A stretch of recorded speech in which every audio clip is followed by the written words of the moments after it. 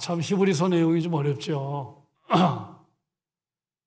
그 히브리서는 예수님을 구약의 제사장들과 비교하는 내용들로 가득 차 있습니다. 예수님을 구약의 제사장과 비교합니다. 구약의 제사와 비교하면서 예수님을 새롭게 조명하는 거예요. 그래서 그런 내용들이 계속해서 반복하다 보니까 좀 읽는 것이 지루하고 쉽지 않습니다. 왜 구약의 제사장들과 자꾸 비교하는 것일까? 왜 구약의 제사와 예수님이 드린 제사를 비교하는 것일까요? 이유는 이것입니다. 예수님은 구약의 제사장과 비교가 되지 않는 하늘의 제사장이라는 거예요.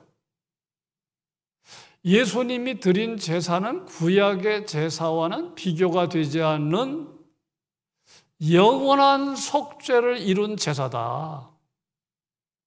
비교가 안 된다. 그런데 왜 유대인 공동체, 히브리서 수신 공동체를 말하는 것입니다? 히브리서 수신 공동체가 자꾸 예수님을 구약의 제사장과 비교하는 겁니다. 비교해서 누가 나을까? 구약의 제사와 예수님이 드린 제사를 자꾸 비교하는 겁니다. 히브리서 수신 공동체는 유대주의로 자꾸 빠지는 경향이 있었어요. 유대주의가 뭐냐 하면 구원을 얻으려면 예수님 믿는 것으로 부족하다. 율법을 지켜야 구원받는다. 구약의 제사장들, 구약의 선지자들, 그들의 가르침도 주목해야 한다. 이게 유대주의의 특징이거든요.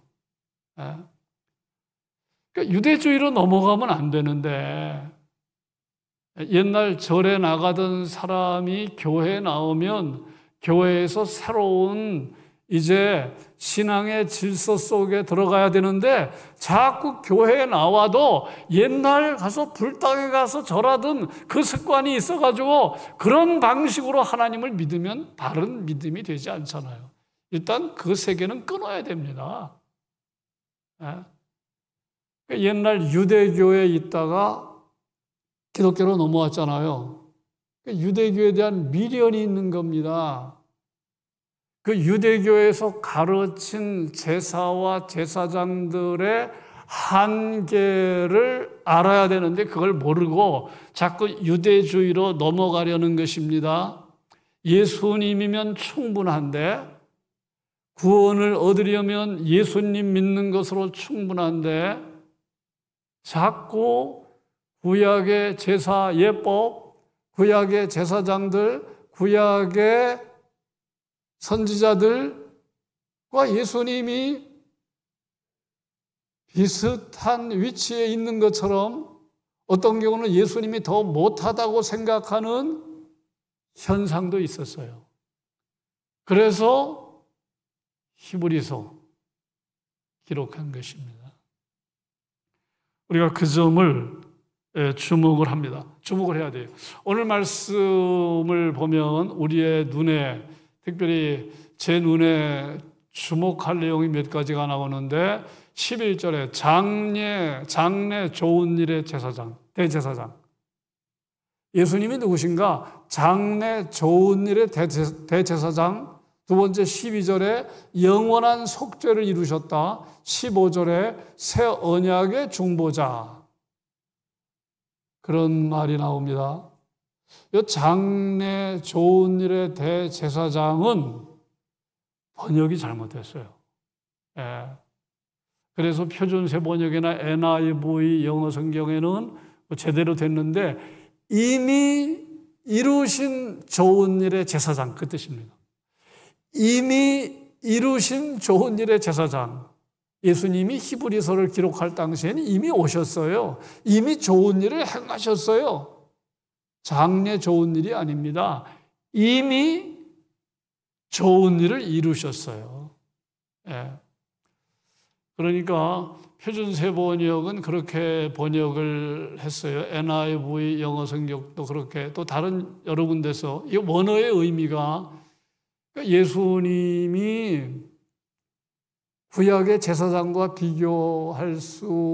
비교한다면 그분은 저들과 비교할 수 없는 너무너무 좋은 일을 가져오신, 좋은 일을 성취하신, 그러니까 임입니다. 이미 예수님은 그 당시에 이미 오셨기 때문에 그런 표현을 쓰는 것이지요. 영원한 단 한 번의 제사로 영원한 속죄를 이루었다는 것이 이게 엄청난 좋은 일이잖아요. 근데 그게 이미 이루어졌잖아요. 그래서 영원한 속죄를 이루었다. 구약의 제사장들과는 비교가 되지 않는다. 그래서 이미 좋은 일을 이루신 제사장이라는 것이고요. 새 언약의 중보자는 제가 잠시 후에 다시 말씀을 드리는데, 그렇다면 우리가 이런 질문을 던질 수가 있어요. 구약의 제사장이 온전치 못하잖아요. 구약의 제사가 부족하잖아요. 그런데 왜 온전치 못한 게 필요했느냐? 여러분, 그런 질문 혹시 없으세요? 온전치 못하고 부족한 건데 왜 구약에 그럼 제사장이 필요했느냐? 구약의 제사가 왜 필요했느냐? 그것은 히브리서에서 모형과 그림자로 설명합니다. 23절, 내일 보실 말씀인데 주일날 23절 뭐라고 되어 있습니까? 그러므로 하늘에 있는 것들의 모형이라는 말이 나오고 10장 1절 율법은 장차 올 좋은 일의 그림자. 그러니까 구약의 제사장들, 구약의 제사는 모형과 그림자입니다. 여러분, 모형은 실체는 아니지만 실체를 설명하잖아요. 제가 여기 모형을 하나 가져왔는데, 이 제 방에 있는 건데, 이게 여러분 노아의 방주입니다. 노아의 방주의 모형이에요. 노아의 방주의 모형입니다. 노아의 방주가 어떻게 생겼는지를 알려면 이거 보면 돼요. 이게 모형입니다. 그럼에도 불구하고 이 모형은 실체와 비교가 안 돼요. 실체와 비교하면 너무너무 부족한 것 투성입니다. 온전치 못해요. 그러면 이게 왜 있느냐? 실체를 설명하기 위해서 있는 거예요. 실체를 말하기 위해서.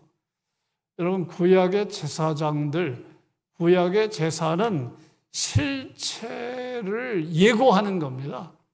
실체를 설명하는 겁니다. 여러분, 그림자 마찬가지예요. 실체를 보여주는 것이지만 그림자랑 실체는 비교가 안 되는 겁니다. 그렇게 하나 설명할 수 있고요. 또 하나는 계시의 과정으로 설명할 수 있어요. 하나님께서 자기 자신을 계시할 때 완벽한 것 계시하시고 점점 초보적인 것 계시한 게 아니고, 그렇죠? 처음에는 초보적인 것 계시하시다가 점점 완전한 것으로 자신을 계시하셨는데, 초보적인 게 구약의 구약의 제사입니다. 그러니까 하나님께서 자신의 뜻을 계시하실 때 초보적인 것에서 완전한 것으로 계시의 과정을 밟는 건 너무나 자연스러운 거예요. 완벽한 걸 보여주시고 초보적인 걸 보여준 게 아닙니다. 그래서 구약의 제사장, 구약의 제사, 율법, 이런 것들은 우리가 계시의 과정에서 볼 때 다 초보적인 것이었음을 우리가 알 수가 있습니다. 이제 새 언약을 설명드리고 말씀을 맺겠습니다. 예수님을 새 언약의 중보자다. 이 말은 예수님을 통해 새 언약이 이루어졌다, 그런 뜻이죠. 중보자. 이제 앞으로 교회에서는 중보자라는 말을 안 씁니다. 중보자는 하나님과 인간 사이에 중간에서 하나님의 뜻도 이루고 사람의 그 역할도 대신하는. 그래서 합동에서도 중보자라는 말 안 씁니다. 우리 통합 교단에서도 중보자라는 말 안 씁니다. 습관이 있다면 쓰지 않기 바랍니다. 그러니까 옛 언약의 중보자는 모세입니다. 새 언약의 중보자는 예수님입니다. 여러분, 언약은 하나님이 확실한 말씀으로 우리 사람과 약속하시는 거, 이게 언약인데요. 우리 하나님은 언약의 하나님이신데 언약으로 우리에게 다가오신다는 것 자체가 하나님의 은혜와 사랑을 말하는 겁니다. 여러분과 저는 하나님의 언약의 파트너가 될 수가 없어요. 근데 하나님이 인간을 찾아오셔서 아담과 언약을 맺으시고 아브라함과 언약을 맺으시고 모세와 언약 맺으시고 계속해서 언약을 맺으시는데 그 언약의 내용을 들여다보면 이게 감당할 수 없는 은혜입니다. 특별히 모세와 맺은 옛 언약을 한번 주목해 볼까요? 이스라엘 백성을 먼저 구원하시고 율법을 주셨어요. 율법을 지키면 내가 너희를 구원할 게가 아닙니다. 무조건적으로 이스라엘 백성을 애굽에서 건져 주신 다음에 그리고 율법을 주신 겁니다. 그리고 제사하는 백성이 되라 말씀하신 겁니다. 여러분, 이게 얼마나 은혜예요. 그냥 먼저 구원하신 거예요. 먼저 구원하시고 율법을 주셨다는 게. 그리고 시내산에서 비로소 말씀하시기를 이제 내 말 잘 듣고 내 언약을 좀 지켜라. 나와 관계를 잘 맺자. 그러면 내 소유가 되는 것 경험한다. 내가 너희의 하나님이지만 그걸 경험하게 될 거다. 엄청난 은혜잖아요. 구원도 안 하시고 그렇게 다가오시면 이게 얼마나 이게 힘듭니까? 구원도 안 하셨어요. 근데 이미 구원해 놓으시고 다가오셔서 하나님께서 자신을 보여주시면서 율법을 주시면서 내 말을 잘 듣고 내 언약을 지켜라. 그래서 내 백성이 되라. 내 백성이 될 것을 경험할 거다. 제사장 백성이 될 것이다. 이게 얼마나 놀라운 거예요. 그러면 이스라엘 백성은 감지덕지잖아요. 그래서 실제로 19장, 20장에 보면 이스라엘 백성들이 그렇게 하겠습니다. 응답했거든요. 그 다음에 이제 관계를 파괴해 가잖아요. 정말로 괜찮은 남자가, 능력도 성품도 모든 게 괜찮은 남자가 여러 가지로 부족하기 짝이 없고 형편없고 성품이 안 좋은 여자에게 찾아와서 어려울 때 구조해주고 청혼을 하고 말하기를 내가 끝까지 너를 책임지겠다. 여러분, 그런 일이 벌어진다면 그 여자 입장에서는 얼마나 황홀한 겁니까? 그래서 결혼을 하게 됐는데 이 여자가 바람을 피우고 외도를 한 일이 있다면 여러분, 그게 이스라엘 백성의 역사예요. 그래서 언약을 주목하지 않고 관계를 깨뜨리니까 하나님께서 예레미야 선지자를 통해 예레미야 31장에서 새 언약을 약속을 하셨어요. 그 약속의 내용이 이런 것이잖아요. 날이 이르리니 이스라엘 집과 유다 집과 더불어 새 언약 맺으리라. 그날에 내가 이스라엘 집과 맺을 언약은 이것이니 내 법을 그들의 생각에 둔다. 그들의 마음에 기록한다. 나는 그들에게 하나님이 되고 그들은 내 백성이 되게 하리라. 여러분, 이 새 언약은 너무너무 황홀한 겁니다. 이스라엘 백성들이 죄성이 있었기 때문에 율법을 못 지키는 겁니다. 이거 율법은 수지 맞는 건데 율법을 못 지킵니다. 그리고 율법은 돌에 새겨졌어요. 근데 새 언약은 뭐냐 하면 아예 마음에 이 율법을 두겠다는 거예요. 마음에 율법을 기록하겠다는 거예요. 그리고 반드시 지키도록 하겠다. 그날에 그날이 이게 이제 성령 강림의 날입니다. 오순절 성령 강림 사건을 염두에 두는 것인데 예수님이 오시고 성령 강림함으로 인하여 이스라엘 백성은요, 구약의 이스라엘 백성과는 다르게 기쁨으로 하나님의 법을 지킬 수 있게 됐어요. 네. 옛 언약에는 돌판에 새겼죠. 그리고 죄성으로 인해서 지키지 못했어요. 계속 부담으로만 남았습니다. 이게 옛 언약 백성의 특징이에요. 근데 새 언약은 돌판에 새기지 않아요. 우리 마음에 하나님의 법을 두는 겁니다. 마음에 하나님의 법을 기록하는 겁니다. 그리고 우리가 못 지키니까 성령이 우리 안에 오셔서 율법을 부담으로 느끼지 않고 하나님의 법을 부담으로 느끼지 않고 하나님의 법을 지키도록 역사한다. 이야, 여러분 이걸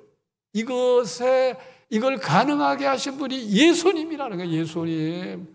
그런데 왜 자꾸 유대주의로 돌아가려느냐?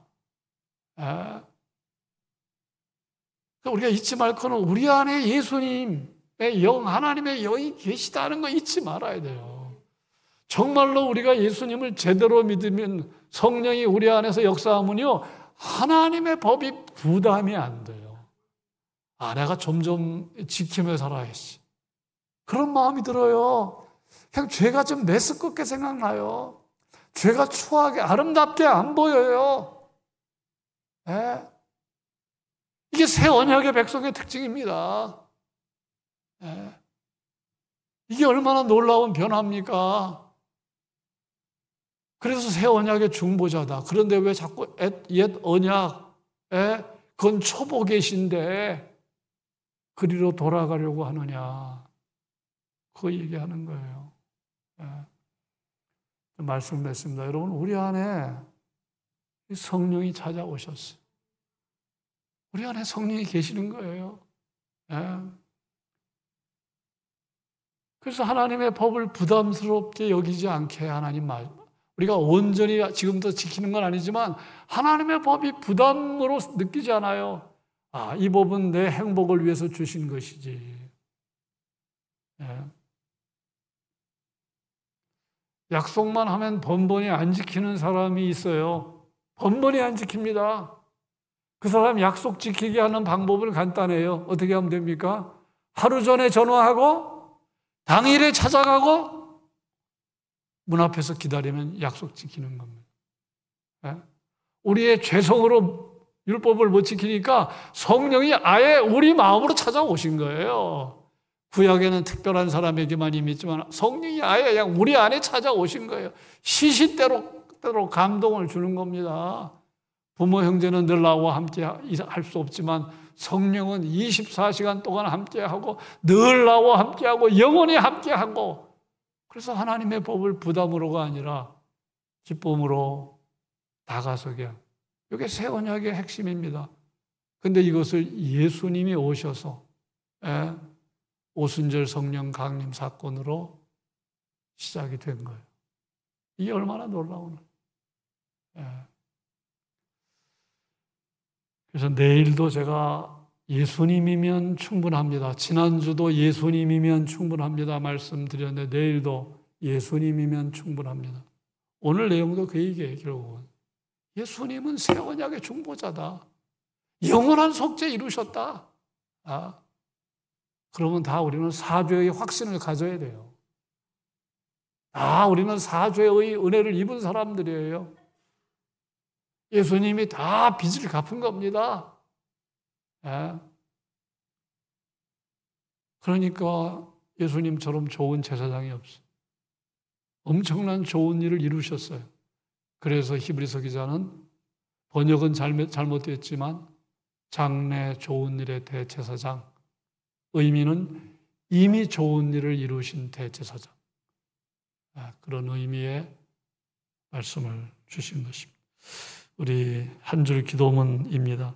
구약의 제사장이나 제사와는 비교할 수 없는 완벽한 제사장 되시고 단 한 번의 제사로 영원한 속죄를 이루신 주님을 평생 찬양하며 살게 해주십시오. 그래서 그의 그의 인자는 끝이 없는 겁니다. 그의 자비는 무궁한 겁니다. 이미 우리가 경험했어요. 예. 그리고 앞으로 속상한 일이 있어도 힘든 일이 있어도 그것은 우리에게 주신 약속입니다. 예. 그래서 구약의 제사장이나 제사와는 비할 수 없는 완벽한 제사장 되시고 단 한 번의 제사로 영원한 속죄를 이루신 주님을 평생 찬양하고 그 은혜를 노래하며 살게 하옵소서. 예수님을 통해 우리를 새 언약의 백성으로 삼으신 하나님의 은혜 잊지 않고 살게 해 주십시오. 마지막, 성령의 능력으로 날마다 죄 이기고 하나님의 뜻을 이루는 삶을 간증하며 살게 해 주십시오. 약속하셨거든요. 예. 우리 한 줄 기도문을 우리가 묵상하면서 기도하겠습니다. 다시 한번 말씀드립니다. 구약의 제사장이나 제사와는 비교할 수 없는 완벽한 제사장 되시고 단 한 번의 제사로 영원한 속죄를 이루신 주님을 우리가 평생 찬양하며 살게 해주십시오. 예수님을 통해 우리를 새 언약의 백성으로 삼으신 하나님의 은혜를 우리가 늘 실감하며 감격하며 살게 해주십시오. 성령의 능력으로 날마다 죄를 이기고 하나님의 뜻을 이루는 삶을 경험하고 간증하며 살게 해주십시오.